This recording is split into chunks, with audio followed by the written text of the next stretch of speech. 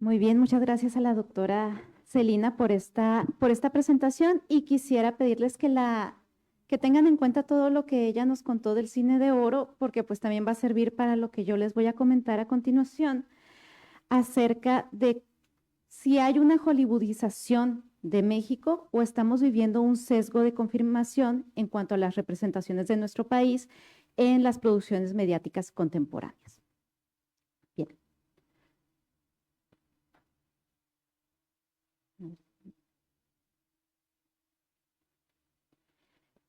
Quiero comenzar compartiéndoles una anécdota con la que quizá algunos de ustedes se identifiquen. No sé si a ustedes les ha pasado, pero yo siempre he disfrutado de los productos culturales de entretenimiento. Y una de las cosas que más disfrutaba cuando era adolescente, pues era ver películas hollywoodenses o series de comedia, las conocidas como sitcom. Aunque siempre las disfrutaba, no podía dejar de notar muchos estereotipos, aunque en ese momento pues no sabía que lo eran. Me hacía cuestionar un poco qué era realidad y qué es lo que trataban de exponer en la pantalla. Cuando visitaba Estados Unidos, pues notaba que lo que yo veía no era necesariamente lo que se veía en las películas o las series que veía continuamente. Así que me interesé en analizar un poco más al respecto, sobre todo cuando noté que no era solamente yo, sino que mucha gente parecía tomar los productos de entretenimiento para formarse imágenes e ideas de otros lugares, de otras personas y de otras culturas, sin haber tenido mayor experiencia directa o incluso peor, teniéndola y siendo que su experiencia contradecía lo que veían en televisión o en cine, aún así seguían con esas ideas que veían en las pantallas. Es por esto que una de mis líneas de investigación pues, es el estudio de discursos y representaciones mediáticas desde la perspectiva de los estudios culturales. Desde los estudios culturales se propone que los productos culturales tienen una función de socialización que implica que sirven como un mapa para interpretar el mundo, pero también justifican y reafirman creencias, actos o ideas en su función de legitimación. Ahora bien, las audiencias pues no aceptamos tal cual los mensajes que nos ponen, sino que los reconstruimos de acuerdo con nuestros marcos interpretativos que son culturalmente específicos y situados de acuerdo a cada individuo. Para ser aceptados, los mensajes deben de interpelarnos, es decir, deben de hacernos eco de alguna forma. En este sentido, la eficacia de un discurso mediático para atraer audiencias y producir o reproducir ideologías, estereotipos o mitos, va a depender de su capacidad para interpelar a diferentes audiencias. Y esto lo logra a partir de tropos, es decir, de ciertas representaciones o mensajes que son repetidos continuamente. De esta forma, pues la audiencia los reconoce y también les causa algo emotivo, ¿sí? Y así refuerza sus creencias y sus expectativas. Y una vez que una representación o narrativa se ha repetido de forma suficiente, se genera un sesgo de confirmación en la audiencia. Por ello, quiero presentarles una reflexión sobre las representaciones de México en varias producciones estadounidenses de las últimas 3 décadas y contrastarlo con la película más taquillera producida en México hasta el momento, que también tuvo bastante éxito en Estados Unidos. A ver si la han escuchado o visto. No se aceptan devoluciones. ¿Sí la han visto? Okay. Esto va a servirnos para problematizar la siguiente pregunta. ¿Qué imaginario ha construido Estados Unidos sobre México y las y los mexicanos a nivel global? ¿Acaso nos han convencido a nosotros mismos de que así somos? ¿Qué imaginario presentan los directores y productores mexicanos sobre nosotros mismos? ¿Y cómo respondemos y nos sentimos ante estas posibilidades? Sabemos que desde el siglo XX Estados Unidos ha sido el productor hegemónico de ideologías por medio de contenidos mediáticos que distribuye al mundo. En particular, aquellos de entretenimiento han nutrido por generaciones los imaginarios e ideales de todo tipo, desde el sueño americano hasta ideas particulares sobre quiénes son los buenos y los malos en el mundo, con base en su nacionalidad, en su origen étnico o en sus creencias religiosas o políticas. A partir de la década de 1990, con el fin de la Guerra Fría y el impulso a la globalización, los grandes conglomerados mediáticos de ese país comenzaron a mostrar una mayor variedad de características en sus personajes y escenarios, absorbiendo múltiples expresiones culturales e impulsando su popularización en el mundo. Esto aparentemente sería un avance hacia la inclusión y el reconocimiento de la diversidad. Sin embargo, pues se vuelve necesario analizar si esas representaciones de todo lo que no es angloamericano y que es producida por capitales estadounidenses, pues no son solamente un medio más para la reproducción de los esquemas ideológicos que buscan mantener a todo lo que no es angloamericano relacionado con lo exótico o lo retrasado. Sin duda, el entretenimiento estadounidense se ha caracterizado por iconizar ciertos elementos de diversos grupos sociales acorde con el esquema ideológico dominante, y esto impulsa la construcción y la difusión de estereotipos entre las audiencias globales. Recordemos que los estereotipos, aun cuando no son inherentemente negativos, sí llevan a que a todos los individuos identificados como parte de una categoría se les asignen características que no necesariamente corresponden con su realidad. Así, por décadas, las representaciones y los tropos relacionados con distintos grupos sociales, étnicos y con naciones enteras se han alimentado desde las producciones estadounidenses, cuyo alcance y continuidad las han llevado a ser mayormente normalizadas por el resto del mundo, creando una hollywoodización de las industrias culturales de otros países. Lo anterior implica que la imagen estereotipada y las narrativas dominantes sobre todos los otros han echado raíces profundas en el imaginario colectivo, como un tipo de orientalismo que ha invadido las representaciones de todo lo que no es angloestadounidense en los contenidos que circulan por el mundo. Por tanto, tratemos de encontrar los estereotipos y los elementos discursivos sobre México en algunas producciones estadounidenses centradas en nuestro país. Aquí hago la anotación de que seguramente ustedes van a pensar en muchísimos otros ejemplos y sobre todo en ejemplos que muestran a Ciudad Juárez, pero ese tema pues lo va a tocar Alan, así que yo no haré mucho énfasis en la representación de la ciudad en sí. Encontramos que a partir de un tono muy similar entre sí, múltiples series y películas estadounidenses recientes de corte realista y dirigidas a un público adulto han explotado las temáticas de violencia, ilegalidad, narcotráfico y miseria, centrando sus historias en la región norte de México en un contexto contemporáneo. Pensemos en títulos como la saga de películas del mexicoamericano Robert Rodríguez con El Mariachi, Desperado, Once Upon a Time in Mexico, que desarrolla historias de cárteles de droga, asesinos y venganzas. El éxito que tuvieron estas películas en taquilla durante los años 90 e inicios de los 2000, pues parece haber impulsado la popularización de estos tropos e historias, pues fueron apareciendo múltiples producciones similares, como Traffic, Machete, la secuela Machete Kills, coescritas por el mismo Robert Rodríguez con su primo, el también mexicoamericano Álvaro Rodríguez. Piensen ahorita, bueno, recuerden estos nombres. Después también encontramos la saga de Sicario o series como The Bridge y Narcos México. Todas estas historias se enfocan consistentemente en la violencia, en el narcotráfico y en la ilegalidad, y sobre todo en los problemas que esto causa a los estadounidenses y que ellos deben de involucrarse pues para poner orden o hacer justicia. Todas ellas tienen también la característica de hacer un uso excesivo de los paisajes desérticos y polvosos, colores sepia, que cuando se encuentran en el lado mexicano pues se resaltan mucho más. Claro que hace unas semanas tuvimos unos días así, pero pues no vivimos 365 días en color sepia.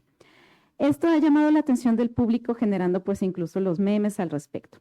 El uso de estos elementos como tropos principales para evocar México refuerzan imaginarios reduccionistas y estereotipos que se han insertado incluso entre nosotros mismos como mexicanos.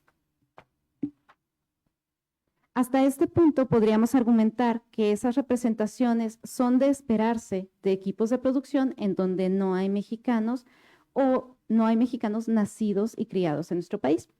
Sin embargo, pensemos en Babel, estrenada en 2006. Es otra película de corte dramático ubicada en un contexto contemporáneo en donde se entrelazan las historias de personajes de 4 nacionalidades y contextos socioculturales distintos. Su director es el mexicano González Iñárritu y el guionista también es mexicano, Arriaga Jordán.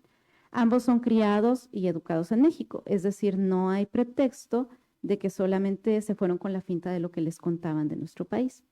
Babel fue nominada y galardonada en distintos festivales de cine, asimismo tuvo considerable éxito en taquilla, consiguiendo recaudaciones importantes a nivel mundial. La película presenta entre sus personajes a 2 mexicanos. ¿Y cómo son esos mexicanos? Son 2 residentes de la zona fronteriza norte, Tijuana, Tecate y San Diego. Babel se destaca por presentar historias culturalmente situadas en donde, sin embargo, no se dan elementos para que la audiencia ubique a los personajes como miembros de una clase o un grupo determinados dentro de sus respectivas sociedades, sino que se les presenta en contextos y paisajes homogéneos, rodeados solamente de personas como ellos, por lo que parece que ellos encarnan la esencia de sus sociedades. Así, la representación de la cultura mexicana y los mexicanos reproduce el cliché hollywoodense reinante sobre México, una región de frontera norte a través de la mirada sorprendida de los niños angloamericanos, por lo que se destaca un contraste entre riqueza y pobreza, seguridad e inseguridad, elementos cosmopolitas y folclore, relacionados directamente con rasgos étnicos blancos o morenos. Los personajes mexicanos reflejan los estereotipos y el reduccionismo hollywoodense del imaginario de lo mexicano. Amelia, la mujer de origen humilde que cruza para trabajar al servicio de los estadounidenses, y Santiago, el joven irresponsable, borracho y grosero, ambos relacionados con la ilegalidad dentro de Estados Unidos. Además, en todas las escenas en donde se representa a México y a personajes mexicanos, se observa solo personas que aparentan ser de estratos humildes y más bien rurales.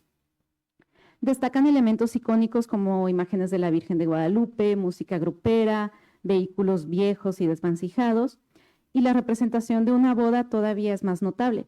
Terracería, sillas de renta de plástico, mesas de aluminio con el logotipo de Coca-Cola, música grupera, vestimentas llamativas y de colores chillantes, y personas que se comunican aparentemente siempre a gritos.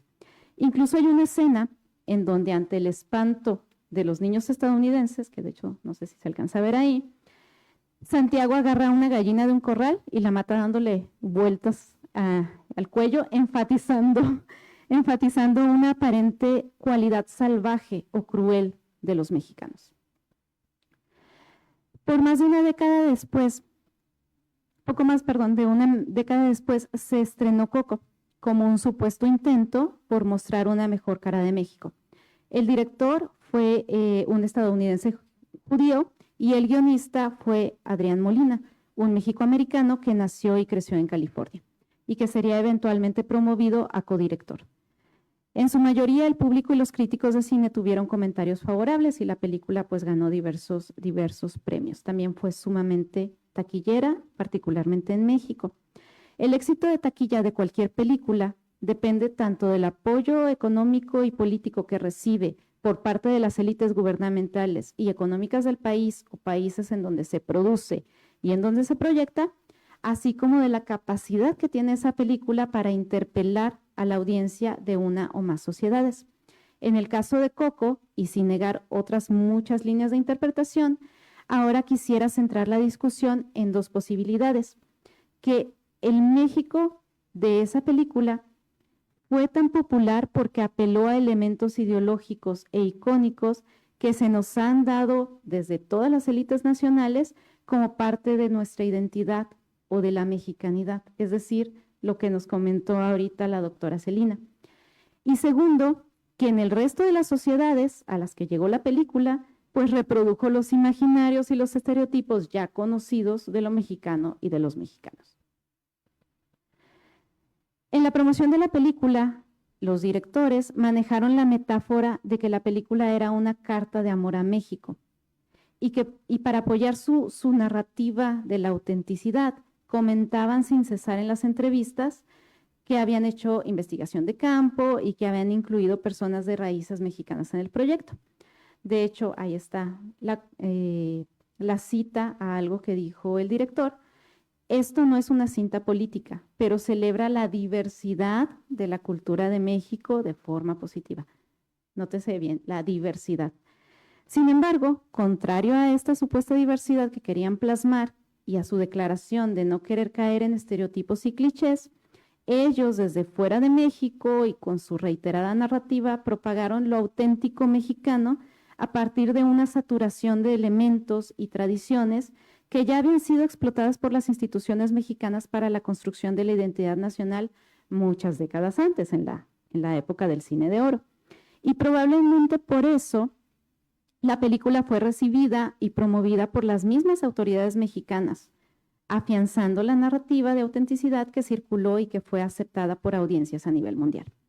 El pueblo en donde se desarrolla la historia, pues ustedes seguramente lo han visto, es básicamente un pueblo mágico y parece que está en plena festividad mexicana, con todo el papel picado adornando las calles, parece una kermés con puestos de alebrijes, de antojitos, y a lo largo del filme se satura al espectador con símbolos del folclore mexicano, las figuras matriarcales de las familias extendidas y numerosas, el mariachi, los personajes inspirados en celebridades icónicas mexicanas desde la primera mitad del siglo XX y hasta el perro, que en lugar de ser un perro mestizo, pues es un perro de una raza bastante poco común para encontrarse en las calles. Así que todos estos elementos pues estaban dirigidos a interpelar a la audiencia adulta de origen mexicano, apelando a la romantización de símbolos que han sido naturalizados y se reforzaban con la narrativa de la autenticidad que manejaron los productores. Todo ello, junto con la conmovedora historia del personaje principal, pues distraen efectivamente a la audiencia de esa estereotipación que se hace de México como un país estancado en la premodernidad y saturado de folclore. Hay otro ejemplo reciente, aunque no es película, es la primera animación centrada en México que ha sido pues de alcance global, que está orientada a una audiencia no infantil, Seis Manos, que se encuentra en Netflix, no sé si la han visto.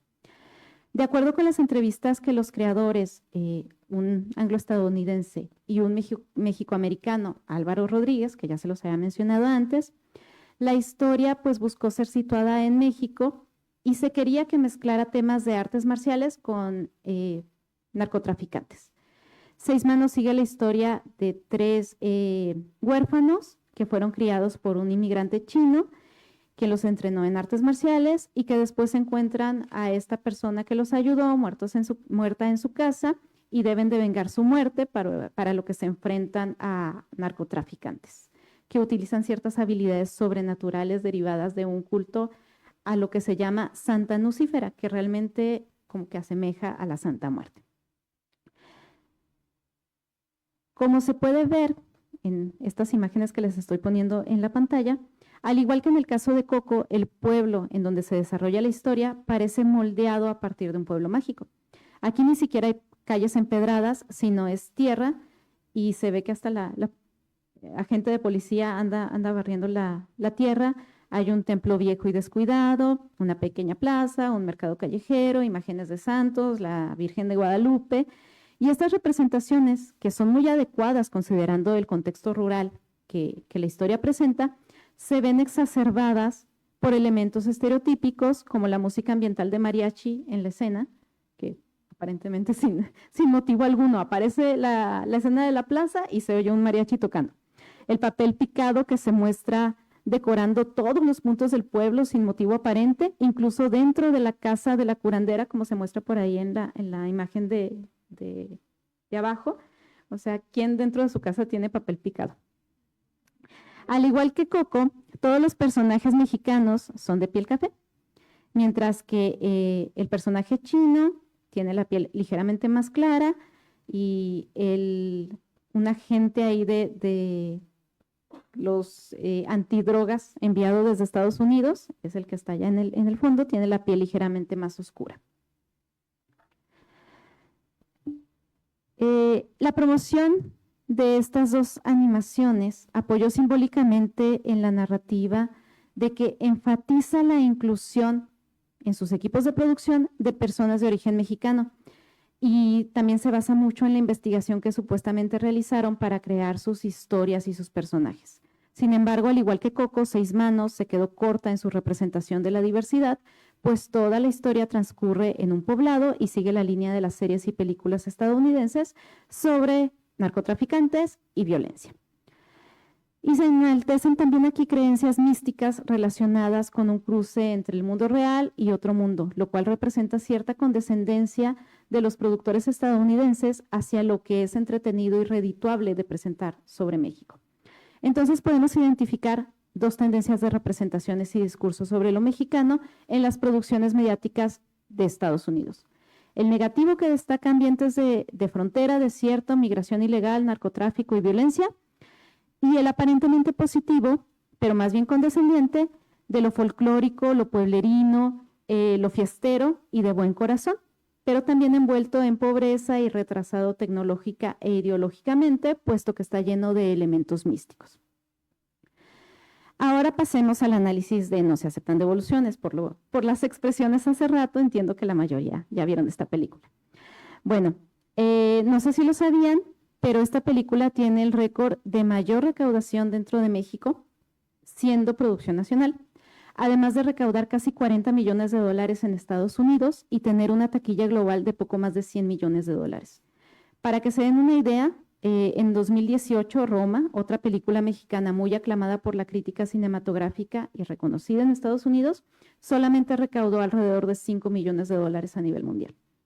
No se aceptan devoluciones fue creada, dirigida y protagonizada por Eugenio Derbez, y la producción se apoyó en fondos mexicanos de Conaculta, Fidecine e incluso del gobierno de Guerrero.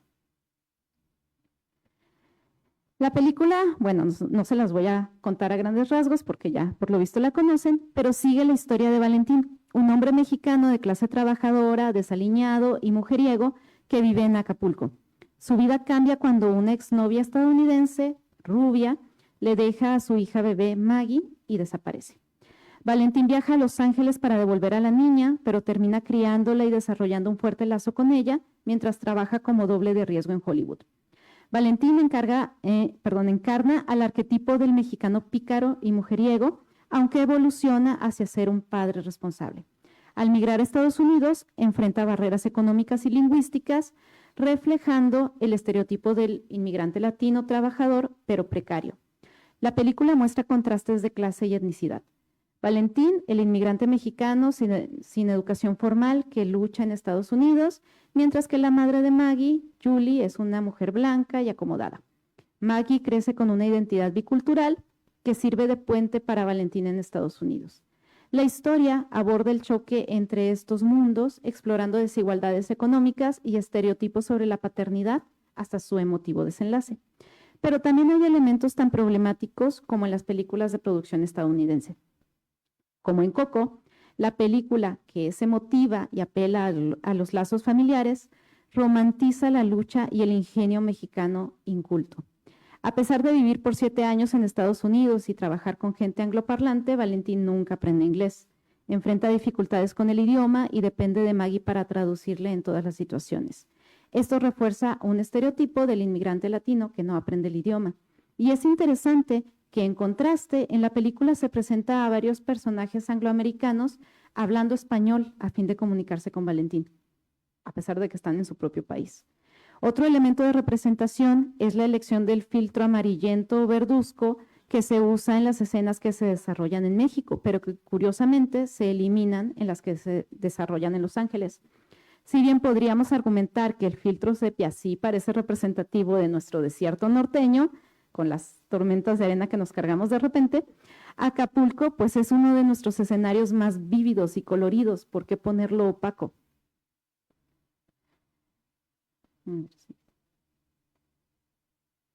Ese.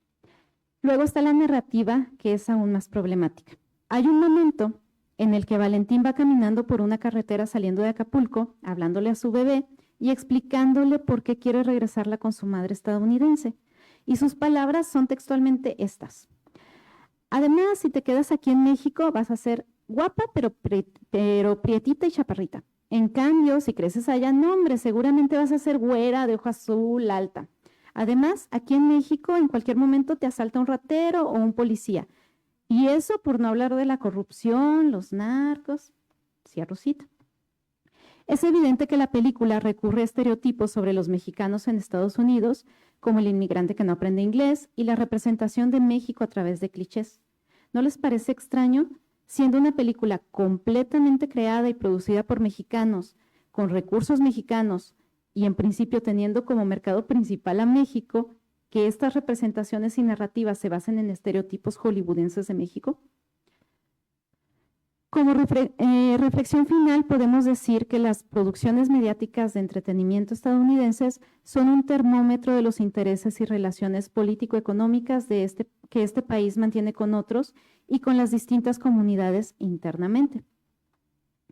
No cabe duda que desde los 90 México y su cultura se han convertido en un tema que vende bien en Estados Unidos, ante la gran proporción de población de origen mexicano que habita ese país. Hollywood explota dos tipos de imaginarios. Primero, el de la frontera desértica, violenta, dominada por el narcotráfico, el desorden y la impunidad, y en donde los estadounidenses deben involucrarse para no ver a su sociedad contaminada con lo mismo, y siempre quedando ellos como héroes. Y la segunda, estas versiones romantizadas de México que enfatizan narrativamente una supuesta autenticidad y que sin embargo pues es Estados Unidos quien define e impone de forma esencialista y en donde el México urbano, contemporáneo y sumamente diverso es completamente ignorado en favor de la exaltación e idealización de lo rural, lo tradicional y lo místico, lo cual remite a las representaciones condescendientes de lo mexicano. Ahora son las grandes corporaciones mediáticas de Estados Unidos las que están retomando y diseminando estas representaciones por el mundo, consolidando lo mexicano estereotipado como un producto vendible. Y a través de la inclusión de algunas personas de origen mexicano, pues se justifica la imposición de lo que los mexicanos somos o debemos de ser.